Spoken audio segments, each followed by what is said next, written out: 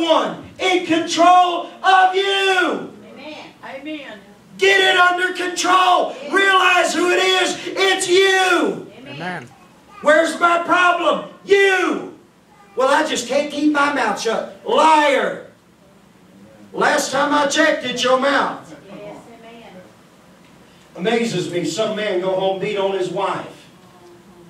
But when he's standing in the bar, he never says nothing out of the way to everybody down there.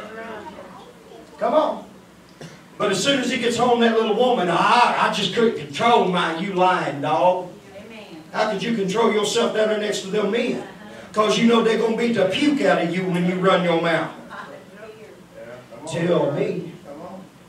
Same thing happens in a church house. I just couldn't control myself, Pastor. It happened. Maybe in a fairy tale world, but in reality, the idiot in the middle is the one that's in control of this body. God created you and He put inside of you a mind. And He put inside of you a spirit. And He said the only thing that you're battling with is your own self. We battle not against flesh and blood, but against principalities and powers, but it's ourselves. Amen. The devil's not in control of you. You are in control of you, given that authority by the King of Kings and the Lord Himself. Amen. Amen. Bunch of stupidity. Yes, amen. Oh Lord. Running rampant through Christians that wants to throw up the towel. The devil made me do it. That's my excuse. That's my story, and I'm sticking to it. Amen. Well, it's a lie. Ain't nobody made you do it but you. Amen. Ain't nobody made you do it but you. Pastor friend of mine said he was in the courtroom as one of his most faithful members was tried. He never said what happened. He never said what the man done. But he said he got years in his sentence. Said he was gone for the rest of his life because of what he done. He said he asked the man, said, what happened? He said, sin happened. That's all I can say. Amen. Sin happened.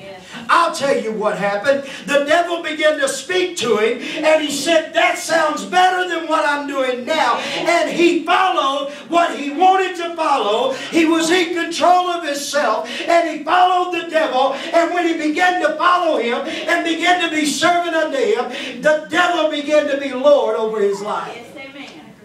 A lot of us need to grab control. That's right. If it's food, get control. Well, Brother Jeff, you're a fine one to talk. Yes, I am. And I'm gaining control. Why? Because I'm losing weight. I'm gaining control. Well, Brother Jeff, do I lose control? Yes, but whose choice is that? Mine. I can't blame it on my father. I can't blame it on my mother. I can't blame it on my wife. I can't blame it on my children. It's my fault. Well, you don't understand what happened to me. It's done. It's over with. You're not the only one that's ever been through that, I guarantee it. And I know there's some that's been through more than and worse than what you are. And as long as you allow that to control you, you're allowing that situation or that circumstance to be the ruler over your life. You're no longer in control. You're allowing that situation to become your God. That's right. Oh man, that ain't good preaching. Today somebody got mad. I felt that one. Bring it on. It's easy for you to talk about. Bring it. Yes, I was molested as a child. Very easy for me to talk about. Do you know why? Because that doesn't control me. If the gentleman walked through these doors right now, I could shake his hand, I could put my arms around him, and I could say, I love you because I've forgiven him, and I've forgiven me, and I've understood that as long as I hate him, as long as I harbor those feelings, then what I'm doing is allowing a root of bitterness inside of me, and it's controlling me. Yes, amen. Well, preacher, no! Get over it! Yes. Well, Brother Jeff, get over it. Get over it. One of the most amazing things that I ever saw on this was on one of the talk shows.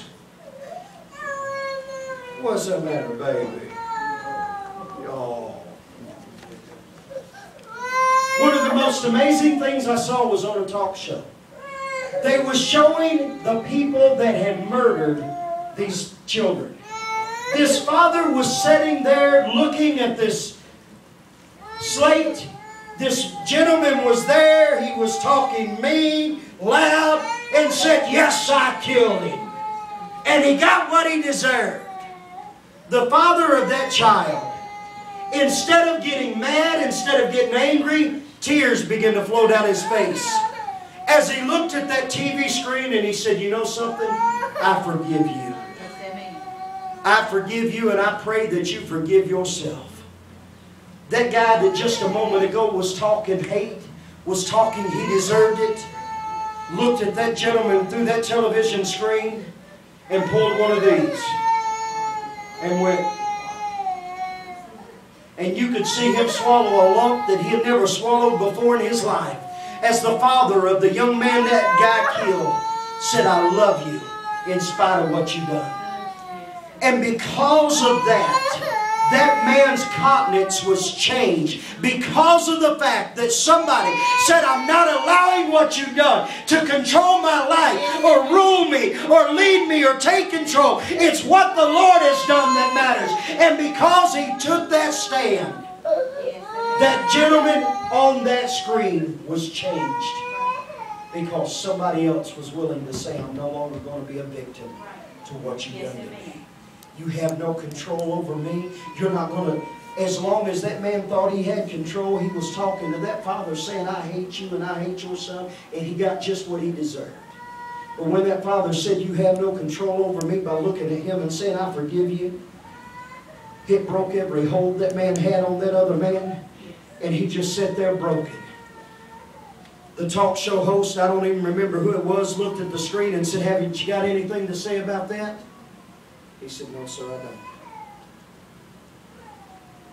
That's all the enemy can do to us. We are anointed vessels for God. Let me share this with you. Quit looking at people and cursing them. Do you realize I'm cursing you if I tell you you got a devil in your life? Wait a minute, brother. That's cursing. That's cursing. You want to know the best thing I can tell you is, brother, I'm praying for you. I know you're going through some battles right now, but Jesus is on the inside of you. And if you'll let Him have control, bless God, everything will come out. Yes, I don't agree with everything you do. Nor you, nor you, nor you, nor you, nor you, nor you. You want me to keep going, or do y'all understand? I don't agree with everything I do because I'm not led by the Spirit 100% of the time. Yes, amen.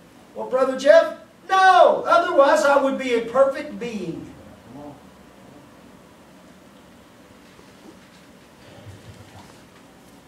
Come on, this is good teaching today. Amen. This is something going to break you down. Yes, amen. Too many sitting in a church house pointing fingers at somebody else. I'll tell you what we need to do. We need to take all 10 fingers, point them at ourselves, and say, "Help me." Amen. Help me. Help me. Help me.